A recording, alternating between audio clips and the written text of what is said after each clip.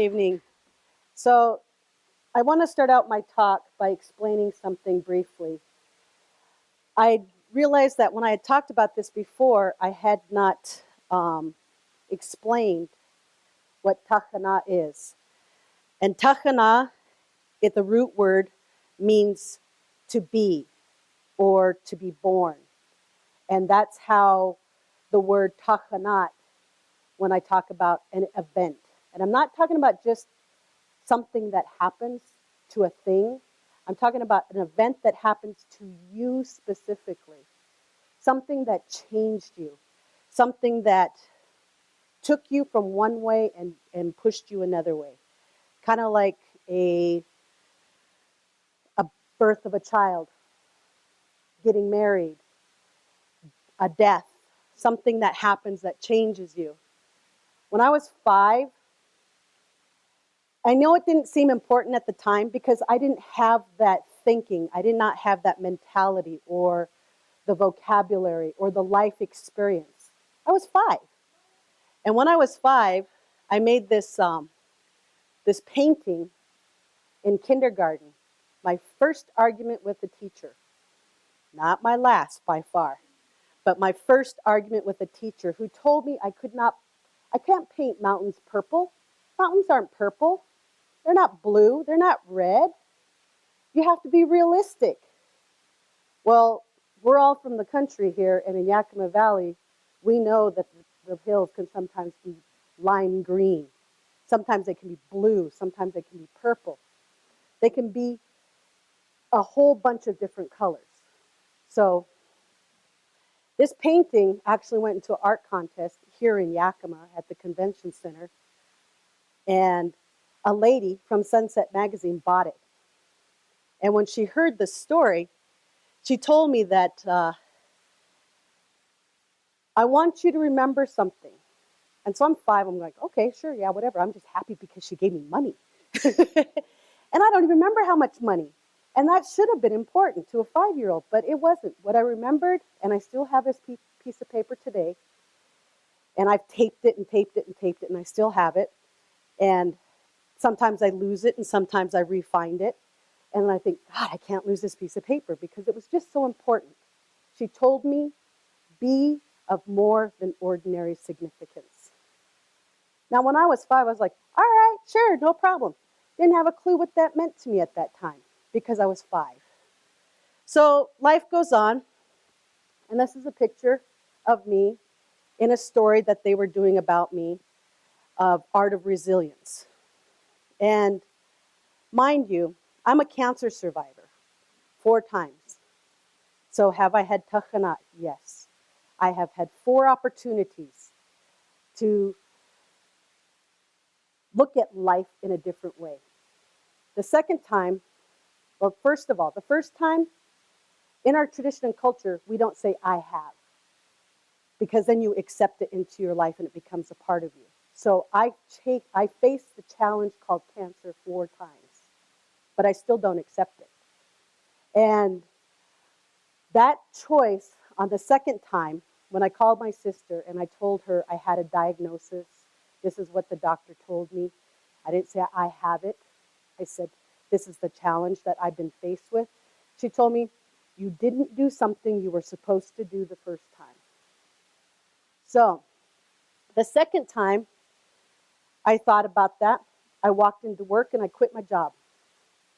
And I was a cop. I was a cop for 9 years. And I just walked in and quit my job just like that. My sergeant refused to accept my resignation. My lieutenant refused to accept my resignation. My chief of police refused to accept my resignation. I had to go above them to finally be allowed to quit. So you saw me on the motorcycle, and one of my most favorite things to do, because as a result of treatments, I'm partially colorblind. And so I love to ride my motorcycle, especially in the early fall, late summer, when the grape fields are becoming ripe, and you can smell that wonderful smell. This is how I remember what the color purple is. Because when I'm riding on my motorcycle and I hit those fields, explosions of purple happen inside my brain. And this is how I remember the color purple, by that smell. And I do all this beadwork, as you saw, that I was wearing. This is how I remember colors, by flavor, by smell, sometimes even by sound. I spent many years teaching Sahaptin language, and it wasn't until this year that I really figured out that there's more than one way to teach something.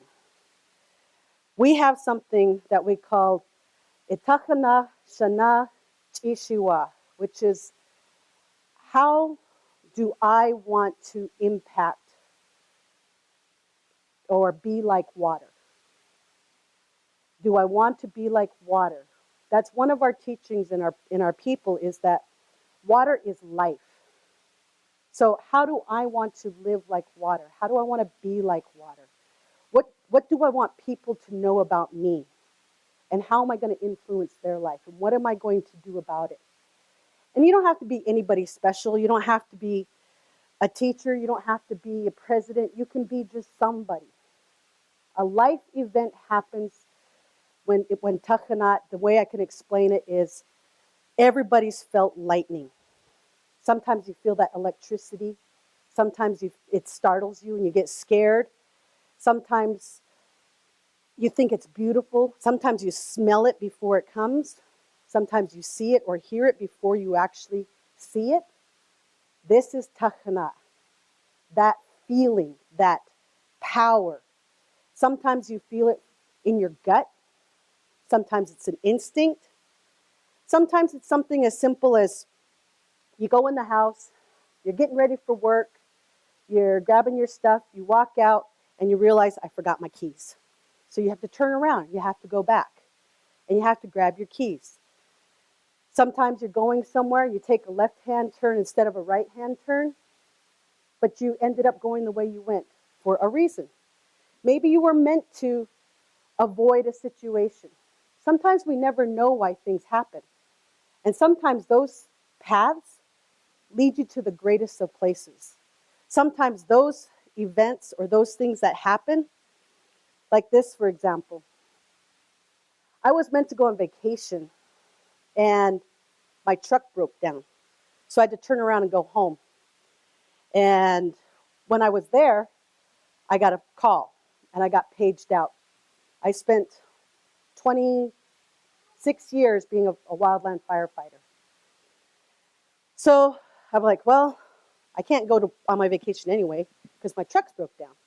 So I got my gear, took off, ran out the door, and I went to go be firefighter Holly. And I was working on the helitack at that time, and this fire blew up. And it was one of the worst fires that I was ever on in my whole entire life. But that picture, that smell, is what gives me the color white. What gives me that burnt color of like off-white. That smell, those sounds that I remember, is how I remember these colors. But at the same time, I saw beauty and would have to take pictures of these things that I never thought I would ever see in my whole entire life. I never thought that these things could impact me the way that they do. That color of red and orange and yellow, and how it danced in a circle and it made a fire whirl. Something that just, you never know you're going to see unless you're there. And I wasn't meant to be there. I was supposed to be on vacation. Sometimes things happen for a reason. Well, that same fire, we also, what we call baked potatoes. You don't want to be a baked potato because that means you had to pull your fire shelter out. And I'm still taking pictures and documenting. I'm the boss, I'm on the crew, and I'm taking pictures, I'm documenting what's happening. But these events like this, facing ultimate fear that I may not possibly ever wake up, or I may never live through this moment, those are the things that I remember when I'm facing a challenge or a change. That I've faced things, and not everybody has, but I can tell you that you get through these moments because of family, because of friends, because of tradition, because of culture, because of water sometimes. And so What is your impact? What are you going to do? How are you going to leave your mark? And I was thinking about this because I have a couple of friends who are going to be leaving. But I told them, I'm happy you're going because you're going to move to another area. You're going to make an impact. You're going to change other people's lives. It's our responsibility to share those kind of people with the world. People who are doing good things, people who are making a difference. So these are the kind of things when you think about kathana, when if you're going to be like water, make waves. And sometimes good things happen to ordinary people. And sometimes what they think is bad, because people are like, man, you had cancer? That sucks. Well, it was the best thing that ever happened to me. Not while I was going through it, mind you. I would not wish that on anybody. But it was the best thing that ever happened to me because it made me be like water. It made me figure out, how am I going to get through my path? How am I going to get to where I'm supposed to go? By getting up every day, by creating art, by leaving my mark, by painting purple and red and orange mountains, by making beadwork that reminds me of exploding purple or of the smell of smoke or ash in the air, that flavor of charcoal when you're fighting fire. Those things that I did in my life that happened for a reason. My truck broke down. I wasn't even supposed to be there. But I was there. And like I was telling somebody, I'm never lost. I'm on an adventure. Because I've taken lots of wrong turns and made a left when I was supposed to go right. But I've always told my kids that you're never lost. You're on an adventure.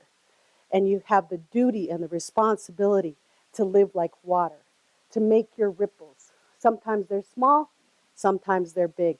And sometimes you meet other raindrops or other water droplets, and you create waves together, like with the birth of a child or a marriage. Those kind of things are the things that we need to do in order to survive, to live, to make this world better.